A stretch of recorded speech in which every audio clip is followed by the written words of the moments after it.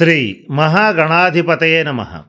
ఈరోజు మనం 2025వ సంవత్సరం జూలై నెల మాసఫలాల్లో భాగంగా ద్వాదశ రాశుల వారికి ఎలా ఉంటుందనేటువంటి అంశం గురించి తెలుసుకుందాం. దాంట్లో భాగంగా మేషరాశి వారికి ఈ మాసం ఎలా ఉంటుందనేటువంటి అంశం గురించి తెలుసుకోవడానికి ప్రయత్నం చేద్దాం.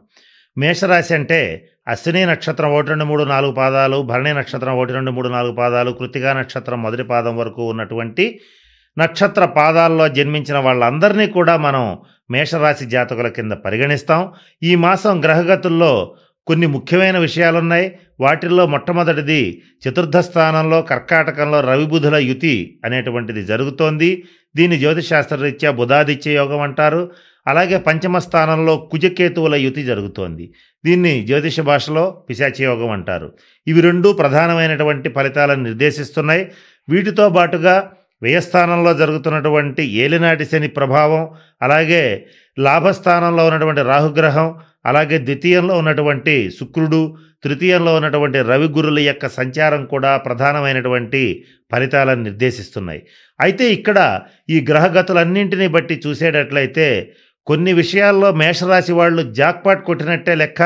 కానీ కొన్ని విషయాల్లో మాత్రం చాలా జాగ్రత్తగా ఉండవలసిన పరిస్థితులు మొదలైనవి. అవి ఏంటి, వాటి నుంచి ఎలా తప్పించుకోవాలి, ఏ విషయాల్ని నెగ్లెక్ట్ చేయాలి, ఏ విషయాలని పొరపాటును కూడా నిర్లక్ష్యం వహించకుండా జాగ్రత్తలు తీసుకోవాలి, ఏ రకమైనటువంటి సింపుల్ రెమెడీస్ చేసుకోవాలి, ఇటువంటి అనేక అంశాల గురించి ఇప్పుడు తెలుసుకోవడానికి ప్రయత్నం చేద్దాం. మొట్టమొదటగా ఈ మేషరాశి వారికి లాభస్థానంలో ఉన్నటువంటి రాహుగ్రహ సంచార రీత్యా అద్భుతమైనటువంటి శుభ ఫలితాలు రాబోతున్నాయి. అద్భుతమైనటువంటి శుభ ఫలితాలు రాహు ఇవ్వబోతున్నాడు. వాటిల్లో కొన్ని చెప్తాను.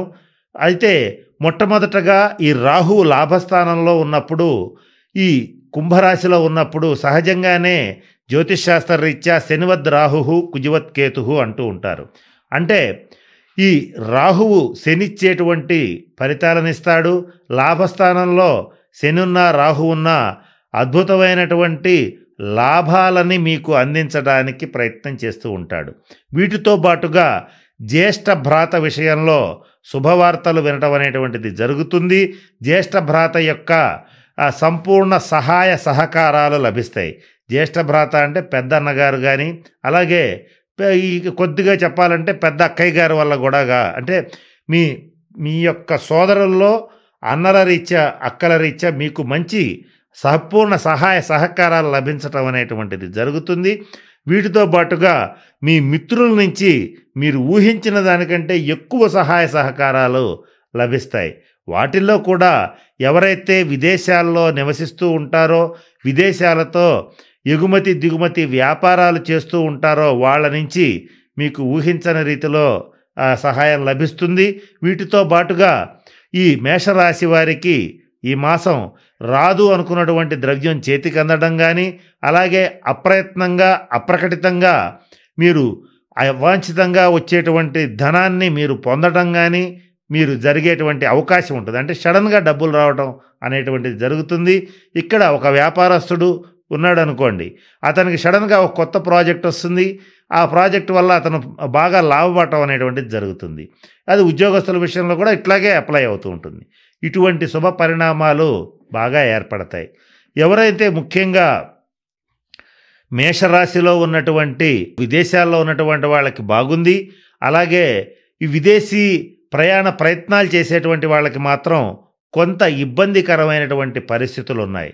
ఇక ఈ మేషరాశి వాళ్ళు ఎవరైతే వాళ్ళ యొక్క జీవిత భాగస్వామి విషయంలో కొద్దిపాటి ఘర్షణపూరితమైన వాతావరణాన్ని కలిగి ఉంటారో వాళ్ళు కొంచెం జాగ్రత్తగా ఉండవలసిన పరిస్థితి.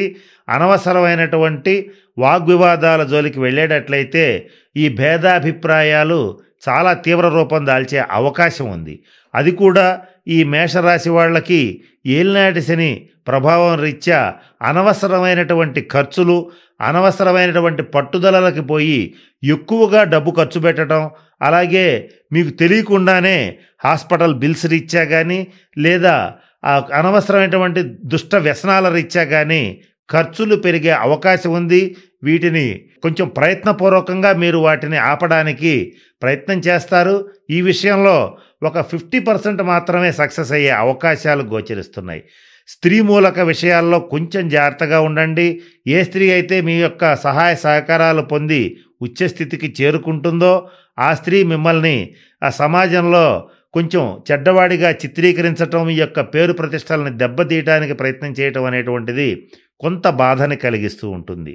ఇకపోతే ఈ మేషరాశి వాళ్ళకి ఆర్థిక పరమైనటువంటి అంశాల్లో స్త్రీ మూలకంగా ఇబ్బందులు రాకుండా చూసుకోవటంతో పాటుగా కుటుంబపరమైనటువంటి చిక్కులు రాకుండా కూడా చూసుకోవలసిన పరిస్థితులు గోచరిస్తున్నాయి. ఇక ఈ మేషరాశి వాళ్ళకి ఈ కుజకేతువుల యొక్క సంచార రీత్యా సంతానం మీ మాట వినకపోవటం కానీ, సంతానం విషయంలో కొంత ఘర్షణ పట్టడం కానీ, సంతానం ఆరోగ్య విషయంలో అంటే మీ యొక్క పిల్లల ఆరోగ్య విషయంలో కొంత ఇబ్బందులు కలగటం కానీ జరిగే అవకాశం ఉంటుంది. వీటి రీత్యా అంటే వాళ్ళు ఏదైనా కొంచెం పట్టడం, దెబ్బలు తగలటం ఇటువంటివి జరిగే అవకాశం ఉంటుంది. కనుక ఎవరైతే మేషరాశి వాళ్ళ యొక్క పిల్లలు ర్యాష్ డ్రైవింగ్ చేస్తారో వాళ్ళకి ఈ మాసం హై స్పీడ్ బండ్లు ఇవ్వకుండా ఉండటం చాలా మంచిది. ఇకపోతే ఈ చతుర్థ స్థానంలో ఉన్నటువంటి బుధాదిత్య యోగం రీత్యా మీ తెలివితేటలకి మరింత పదును పెరుగుతుంది. మీరు మీ తెలివితేటలకి పట్టుదలకి పదును పెంచి మీరు చేసేటువంటి వృత్తిలో కానీ, ఉద్యోగంలో కానీ, వ్యాపారంలో కానీ ముందంజ వేస్తారు. మంచి సలహాలని మీ స్నేహితులకి, మీ చుట్టుపక్కల ఉండేటువంటి వాళ్ళకి ఇవ్వటం జరుగుతుంది. వాళ్ళు కూడా మంచి స్థితికి వెళ్ళడం అనేటువంటిది తప్పనిసరిగా జరుగుతుంది. ఈ మాసం మీకు ద్రోహం చేసినటువంటి రహస్య శత్రువులు ఎవరో బయటకు వస్తారు. వాళ్ళని మాత్రం ఏమాత్రం క్షమించకుండా కఠినంగా శిక్షించాలని నిర్ణయించుకుంటారు. అయితే మీరు వాళ్ళని శిక్షించాలి అనుకున్నప్పుడు ఒక్క జాగ్రత్త పాటించండి. అదేమిటంటే, ఒక వ్యాపారస్తుడు ఉన్నాడు అనుకోండి, అతని యొక్క సబార్డినేట్ ఏదన్నా తప్పు చేసినా, మీ కంపెనీకి ద్రోహం చేసినా, మీ యొక్క వ్యాపార సంస్థకి నష్టం కలిగించేటువంటి పనులు చేసినా ఒంటరిగా పిలిచి మందలించండి. అంతేకాని 10 మంది ముందు తీవ్రంగా అవమానించేటట్లయితే ఈ రాబోయేటువంటి 5 సంవత్సరాల్లో అతనే మీకు భయంకరమైనటువంటి శత్రువుగా మారే అవకాశం ఉంటుంది. ఈ ఒక్క విషయం మేషరాశి వాళ్ళు తప్పనిసరిగా గుర్తుపెట్టుకోవాల్సినటువంటి అంశంగా తెలియచేయటం అనేటువంటిది జరుగుతోంది.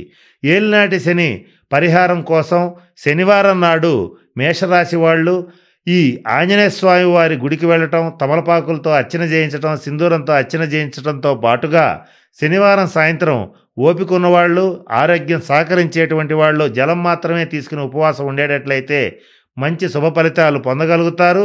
ఉండలేనటువంటి వాళ్ళు ఫలాలు తీసుకునైనా సరే ఉండవచ్చు. ఏది ఏమైనప్పటికీ కూడా శనివార నియమాలని పాటించేటట్లయితే మేషరాశి వాళ్ళకి మంచి శుభ ఫలితాలు వస్తాయి. మరిన్ని శుభ ఫలితాల కోసం శనివారం నాడు అన్నదానం చేయండి. ఇకపోతే ఈ మేషరాశి వాళ్ళు ఎవరైతే సంతానపరమైనటువంటి ఇబ్బందులు వీళ్ళకి రాబోతున్నాయో వాటి నుంచి బయటపడాలనుకునేటువంటి వాళ్ళు సర్పగ్రహ శాంతి జరిపించండి. అలాగే రాహుకేతువులకి సంబంధించినటువంటి శాంతి పరిహార క్రియలను జరిపించుకోండి. సర్పక్షేత్రాలైనటువంటి కుక్కి, నాగర్కోయిల్, శ్రీకాళహస్తి, మోపిదేవి వంటి క్షేత్రాలను సందర్శించి తగిన శాంతి పరిహార క్రియల్ని జరిపించుకోండి. ఇవి చేసేటట్లయితే సంతానపరమైనటువంటి వివాదాలు అనేటువంటివి, ఇబ్బందులు అనేటువంటివి, సంతానానికి ఏర్పడేటువంటి ఇబ్బందులు తగ్గిపోతాయి. ఇక మేషరాశి వారు ఎవరైతే వివాహ ప్రయత్నాలు చేస్తూ ఉంటారో వాళ్ళకి ప్రథమార్థం అనుకూలంగా ఉంది, ద్వితీయార్థం అంత అనుకూలంగా లేదు. అంటే జూలై నెల 15వ తారీఖు వరకు సుమారుగా అనుకూలంగా ఉంది, తదుపరి అంత అనుకూలంగా లేదని చెప్పవచ్చు. ఇకపోతే మేషరాశి వాళ్ళకి మరి ముఖ్యంగా ఈ కుజకేతువుల యొక్క దుష్ప్రభావాలని, అలాగే ఇందాక నేను చెప్పినటువంటి అనారోగ్య సూచనలు ఇవన్నీ కూడా అందరికీ రావు. ఎవరికైతే శని రాహుకేతువుల యొక్క దశాంతర దశలు జరుగుతూ ఉంటాయో, నీచబట్టిన గ్రహ దశాంతర దశలు జరుగుతూ ఉంటాయో వాళ్ళకి మాత్రం కొంచెం తీవ్రమైనటువంటి ఇబ్బందులు వచ్చే అవకాశాలు ఉంటాయి. వాళ్ళు వ్యక్తిగత జన్మజాతక రీత్యా తగిన శాంతి పరిహార క్రియలు జరిపించుకుని వాటి నుంచి బయటపడటం అనేటువంటిది ముఖ్యంగా చెప్పదగినటువంటి సూచన. కనుక నేను చెప్పినటువంటి అన్ని అంశాలని దృష్టిలో పెట్టుకుని మేషరాశి వాళ్ళు తగిన శాంతి పరిహార క్రియలను పాటించి అష్టైశ్వర్యాలతో భోగభాగ్యాలతో ఉండాలని మనస్ఫూర్తిగా పరమేశ్వరుని ప్రార్థిస్తూ సెలవు తీసుకుంటున్నాను. స్వస్తి.